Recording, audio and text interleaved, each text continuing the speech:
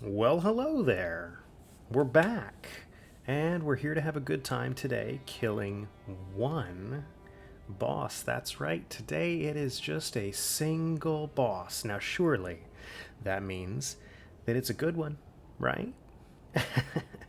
If you've been following along with the bosses so far, you may be able to guess which boss we're going to be on now. And of course, if you're looking at the little background here, you might be able to tell also. I'm just going to start out by saying I'm going to try a different format for this one today because I feel like it's going to work out better for me personally. Okay, I've been trying, like in the last few ones, the last few videos that we've been doing here, I've been trying to get straight into the fighting and do the discussion like mid-fight, right? Because I feel like, and I don't know, right? Nobody's told me one way or the other. I'm just kind of guessing. But I would expect that people are, if you're clicking on a video to see the Leonine Misbegotten or whatever, you're not expecting to hear some guy just talk for 10 minutes and then get to the Leonine Misbegotten at the end in the last 30 seconds of the video, right? That's my expectation, but I don't honestly know, right? Nobody says one way or the other, of course. But I don't necessarily like if I'm fighting a boss for 5 minutes, I can probably talk about that boss for like 15 minutes, right? That's just who I am. I like ramble on and on about stuff. I like to talk about things more than maybe more than I need to. I don't know. So if I try to do this the discussion like purely mid fight, right? Keep it within the bounds of the fight timeline. I feel really rushed, and I hate that feeling, man. I just don't like that feeling. So we're doing it like this. But I would love to hear some feedback, a comment or something like that. Let me know if you would rather see me just like in the first 5 seconds of the video, I'm fighting the boss because I don't want to hear your dumbass talk about, 2.5 minutes of whatever's been going on so far. Let me know that, right? Or if you're like, well, it actually, for me, it really helps to be able to understand the moves, before I get into the fight. That way, when I see the fight, I see the moves that we've already talked about, because that's kind of the format that I'm going to go for here. So, today, again, you might be able to tell who we're going to fight based on where we are. But today, we have Margit, the Fell Omen. He is the first actual mandatory boss of Elden Ring, so we could have just ignored everything that we've done so far. Margit is a super massive brick wall, right, for a lot of characters early on, or at least he used to be. Maybe everybody knows the fight by now. I don't know. Back once upon a time, right, when the game first released, there were a lot of people who would like, oh my gosh, it's Elden Ring, I'm gonna go, and they like follow the storyline, right? And the storyline leads you straight to Margit. The storyline doesn't say anything about maybe you should try to level up a couple of times first, right? So you follow the graces, you follow the guidance of grace, and you end up fighting Margit at level 10. And you just get absolutely fucking stomped over and over and over again. And that also, once upon a time, right, upon the release of Elden Ring, I think people in general weren't really as comfortable with delayed attacks, which is a very big thing in Elden Ring. And the game's been out, gosh, almost a year at this point when I'm recording this. So, like, I think at this point, anybody who's been playing Elden Ring is familiar with delayed attacks, right? But if you went into it on release and you quickly went to Margit, that was your really first great, like, introduction into delayed attacks. That guy loves delayed attacks. Margit loves delayed attacks. Okay, so first we're going to look at the attacks that we want to see. There's certain attacks that are like the most punishable out of everything that he does. So we're going to look at that. So first of all, he's got a very slow overhead attack. This is his like signature delayed attack. He delays it so much that sometimes he even just stops in the middle of it and decides not to do it because he's been waiting so long. But what he does is he holds his arm up over his head like he's going to do a big slam down. And, again, if this is like your first time in Elden Ring, your first time fighting a delayed boss, you're like, oh, his arm goes up, his arm must come down, right? But it doesn't. There's a long pause before his arm comes down at a random time, right? Like he's got a variable kind of speed. Whenever he feels like he wants to swing his arm down, he'll do it. Or he reaches the maximum amount of time and he swings his arm down, or he reaches the maximum amount of time and just decides not to swing. But that's the attack that we're looking for. Your best bet with this attack is to run counterclockwise around him to his like back side kind of area where his leg is. You don't want to be directly on his side. I think directly behind him is okay, but you really want to be like kind of at a corner there behind him. And you can get 2 or 3 or 4 attacks or something. Like you can get just so freaking many attacks depending on how long he wants to hold his arm in the air, depending on how quickly you get there. Like, it really depends, right? You got to be ready to roll out or do something once he's finally wakes up and swings or does whatever he's going to do. So, don't attack yourself down to having 0 stamina, right? Make sure you save a little bit in the tank. But that is the best window that you're going to get.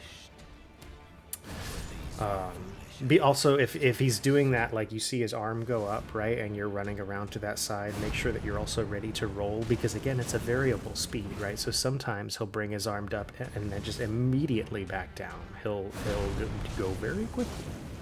Sometimes it just depends on how he's feeling that day. Maybe it depends on how like in front of him you are when he does it, or how far you are away. Or I don't know, right? I don't know Margit's code or programming, okay? But I do know that it seems like it's random. So sometimes he'll let it go really fast and you should be ready to dodge into him when that happens. Or sometimes he gives you plenty of delay and you can just get off all of the attacks that you want to. Okay. Second thing that we're looking for is, and he, I believe, only does this in phase 1, so we'll get to phase 2 in a second. But in phase 1, he'll do a jumping attack, and again, this is like a great introduction to delayed attacks in Elden Ring, because he jumps in the air, he's jumping towards you, right? And you would think you just see a normal, like regular speed of the jump and he lands on you. But what he does is he jumps in the air, and then he gets about halfway, maybe a little over halfway, and then he just floats, just pauses for a second, and then he attacks down into you by stabbing his little cane. So that's gonna feel really weird the first time you ever see it. That's gonna feel just crazy weird, and you will get used to it. It's just a timing thing, right? You just have to learn that you're gonna dodge when the attack is coming for you, not based on the time when he started jumping in the air. But once you do learn that timing, it's a really good window to hit him when he lands. So he lands, he stabs his cane in the ground, and then he's like an old man, right? It takes a while to pull his cane out, so you can get in some good hits. This is also a good point to note that basically any punish window, you're going to be much safer if you can punish him at his rear, like we were trying to do with the overhead attack. So for the stabbing jump, you want to roll into him, and like ideally, right, in a perfect world, you're going to end up at his rear while he's trying to pull his cane out, because he only has like a couple of not very threatening things that he can do when you're at his rear. He mostly just tries to get away from you, so he'll either dodge away or he'll do like a tail swing around, tail swipe thing to try and get away from you, because he doesn't like having you at his butt, which is fair. I can respect that opinion of his. The next attack that we're looking for is he just does a standing stab into the ground. This is pretty similar to the jumping stab in terms of like what he's doing, right? He stabs his cane into the ground and it just takes him a minute to deal with that afterwards. It's a little bit less of an easy punish window compared to the stab jump attack. but it's still pretty good. Especially if you're close to him, he'll do like some swing combos, something, something, and then he raises up his arm and stabs into the ground. And then he pulls his cane out, right? So that window right there, you're able to get some stuff in. The last attack that we're looking for, it only happens in phase 2, and I can guarantee you will see it because this is how he starts phase 2, which is at like 50-ish%, maybe more, I don't know, something like that. But he does his hammer jump. So you'll see him pull out the big hammer, he shoulders his hammer, he jumps in the air, and then just like the stab jump, he's got a delay, he just kind of floats in the air for a second. It's like a weird timing that you'll get used to. And then he hits the ground, right? And then you've got a window when he hits the ground. It's actually not that big of a punish window. We get punished ourselves trying to punish it a little bit too aggressively. I might recommend that you only get 1 or maybe 2 quick hits in while he's doing that, unless you can be on his backside when he lands, and then you're going to be a lot safer. But if you're ending a punish window in front of him, he can usually recover fairly quickly into some attacks that you don't necessarily want to see. So, hammer jump, 1-hit punish window, unless you can be behind him, but the behind him thing is for every punish window. Okay, next, we're going to talk about some dangerous attacks, right? First was some attacks that we wanted, and now it's some attacks that we don't want. So, he's got a lot of normal swings. It's kind of whatever, right? One of those swings is a very quick swipe up. So that one is a little bit annoying just because it's so quick. Other attacks have a delay. So you're like, oh, I see his arm. When's he actually attacking? The quick swipe, as soon as you see it, you've got to dodge. He also has his very big cane hammer combo, where he like swings the cane and then immediately swings the hammer behind it. So obviously, since it has the hammer, that's only in phase 2, right? That one's not, too bad as long as you dodge away from it, but he does have a pretty wide sweep with both of those attacks, and they come fast enough that if you're trying to dodge the cane, into him or around him or something like that, the hammer's probably going to hit you. So. Next, and this is probably the worst one, this is probably the thing that you want to see the least, is his, like I'm going to call it a whirlwind attack, because he just fucking swings. This is also only in phase 2, and this will start, your trigger here is that he's gonna make his magic sword, and he's gonna shoulder his magic sword real quick. And then he goes, and it's a very specific timing that he always does with these swings. He goes 1, 2, 3, 4. So there's 1, 2, small pause, 3, large pause, 4. No, it's not a large pause, but it's larger than the first pause. It's really hard to avoid the whole thing. It really is. There's some like specific timing, like if you dodge the first set and they get hit by the second, and then you do a dodge, and maybe you're okay. I don't know. I didn't get that much into it. I just killed the guy, right? But it's very hard to dodge. That attack is like one of the great reasons why you don't want to end a punish window just standing in front of him, because he loves to use that attack when you're standing in front of him. Whereas if you're standing behind him, he loves to use his stupid little tail swipe that's not dangerous and puts some distance between him and you, so he won't use the whirlwind attack. As far as other attacks, again, he's got just like random swings, variable speeds, delay, whatever. He does whatever he wants to do. There's not a lot of like real hard advice that I can give for the rest of his stuff, apart from just kind of dodging things. He does have one where he like dashes up and slashes at you. That can be a little bit hard to see.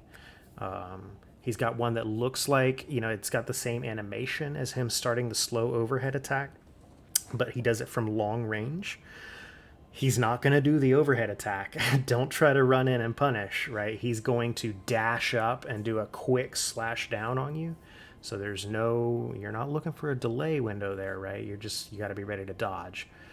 He's got a couple of like long sweeping attacks, a quick backhand sweeping attack, stuff like that. And this is a common thing that you'll see in Elden Ring with certain bosses, is that he doesn't necessarily try to be aggressive all the time, right? There are times where he will just be very passive. He'll just sit there and look at you and kind of walk back and forth and wait for you to do something. But you don't need to do anything. You can let him wait. Right? Unless you're in a rush. If you're speed running the game, you probably should go up there and attack him or whatever, right? But if you're just playing the game casually and you can't figure out how to beat Margit, you don't need to run into him, ever. You can just let him come to you. If you're just sitting at medium range, he really can't do anything dangerous. He might throw some magic daggers at you, which is kind of whatever. He might do his dashing forward slash. You just dodge away from that. Or he might do one of his jumping attacks, which are the things that you actually want to see. So if you want to play it safe and slow, you just kind of hang out at medium or even long range and just wait for him to do the things that you can punish, right? There's a couple of things that we also don't do here in the fight, but that can be very useful if you're struggling with him for some reason. There is an item called Margit's Shackle. You can buy that from Patches in Limgrave. And what Margit's Shackle will do is it will bind him to the ground for, I don't know, 5 seconds or something. It's a pretty decent window of time. I've never actually used it in this fight, so I can't, personally confirm the details. But from what I understand, that's what it does. It binds him to the ground for about 5 seconds. From what I understand, you can only use it during phase 1, so that's, the least dangerous phase, so it's not like it's that big of a deal. But, it can help you a little bit. Another thing that can help you a lot is to do the NPC summon right outside the door. Sorcerer Rogier has a little summon sign out there, he's very helpful. He does increase the boss's HP, sure, but he's really great at, baiting out attacks. If you're a melee character, he might be less useful because he's still going to do a bunch of swings and stuff, and it can be more useful to have him swing at you so you know exactly where your windows are going to be. But if you're a magic user, right, you summon that sorcerer, you just sit back at far range and you pelt Margit with spells, and you're going to be super happy. You can also summon some spirit ashes. I wouldn't necessarily recommend the wolves here. The wolves is sort of the common one that you might use in Limgrave, right? There's plenty of other good ones that are going to be perfectly fine. Lutel the Headless or something like that if you've gotten to that point. One of the probably easiest to get and most helpful at this point would be the jellyfish. There's a jellyfish summon that you can get. And what that will do is probably just hang out at the front door. But it'll shoot Margit, and it might poison him, but most importantly, it'll just distract him. And so again, you can kind of stand behind him and do the things that you're going to do. And then with that, we're finally ready to fight. Holy crap, it's been forever. We're going to get into the fight, we're just going to watch it, and then I will see you on the other side.